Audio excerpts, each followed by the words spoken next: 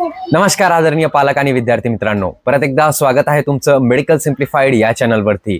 आज आपण या व्हिडिओमध्ये काय बघणार आहोत तर नवीन कॉलेजेस येणार आहे का आणि नवीन कॉलेजेस आल्यामुळे कट ऑफ वरती काय इम्पॅक्ट पडणार हे आपण या व्हिडिओमध्ये सविस्तरपणे बघणार आहेत। तर व्हिडिओच्या शेवटपर्यंत बघा, कारण तुम्हाला सगळी क्लिअरिटी आली पाहिजे।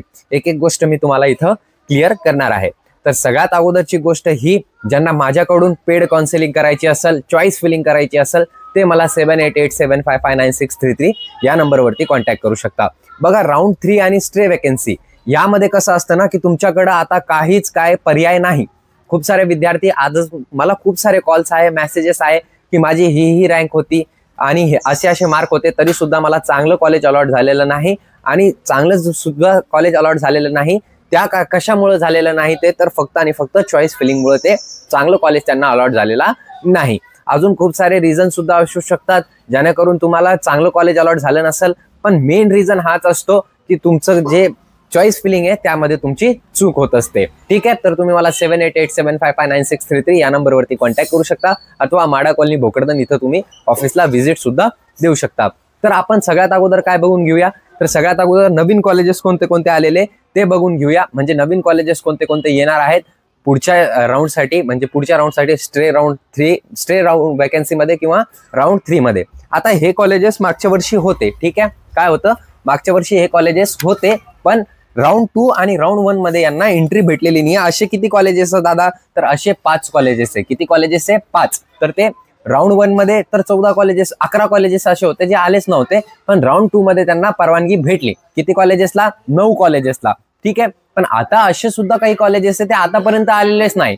ते एक एक करून मी तुम्हाला सीट सांगून देतो। ठीक आहे, तर सगळ्यात अगोदर आहे Ashtang Ayurvedic medical college, government aided college आहे। हे 50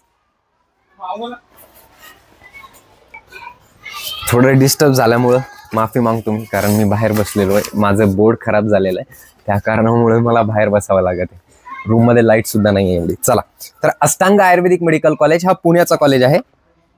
तर त्यामध्ये किती सीट असतात? 50 सीट असतात आणि 50 सीट आपल्या आलेली नाही आतापर्यंत, ते एक धरून ठेवा तुम्ही।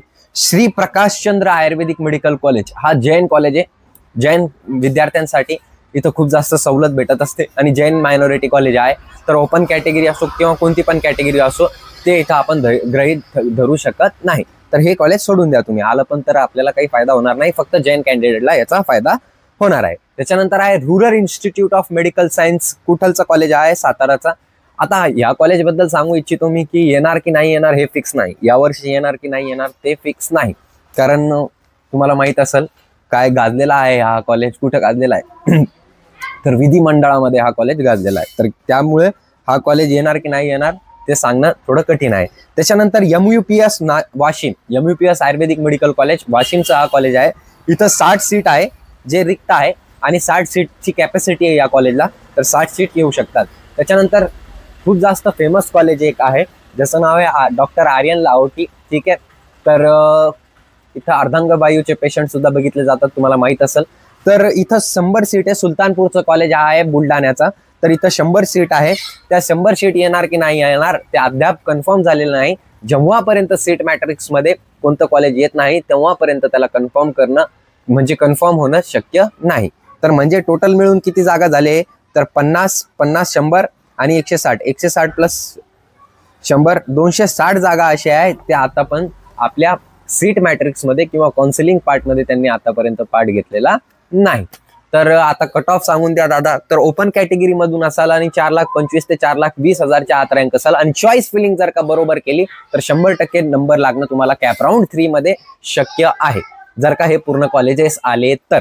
ऐकून घ्या, ओपन कॅटेगरी मधून असाल, जनरल एकदम जनरल किंवा EWS आणि 4,25,000 ते 20,000 पर्यंत ऑल इंडिया रँक असेल, ऑल इंडिया रँक, तर तुमचा नंबर लागणं शक्य आहे। फक्त आणि फक्त चॉईस फिलिंग वर महत्व असणं अगदी गरजेचं। चालेल, ठीक आहे। याच्यानंतर आहे आपलं रुरल इन्स्टिट्यूट, याच्यानंतर आहे आपल्याकडं ओबीसी कॅटेगरी।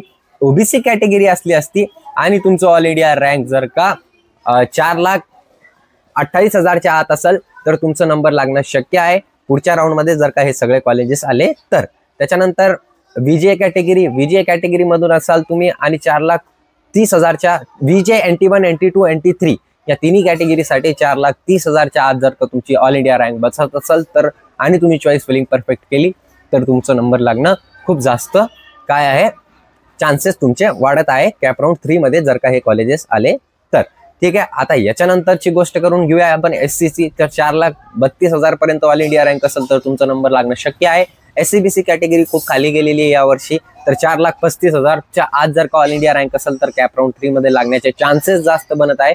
फक्त आणि फक्त तुम्ही कॉलेजची लिस्ट ही परफेक्ट बनवली पाहिजे. त्याच्यानंतर ST कॅटेगरीसाठी 6,20,000च्या आत जर का ऑल इंडिया रँक असेल तुमची तर तुमचे लागण्याचे चान्सेस खूप जास्त अधिक आहे. फक्त तुम्ही चॉईस फिलिंग वरती जास्त भर द्या.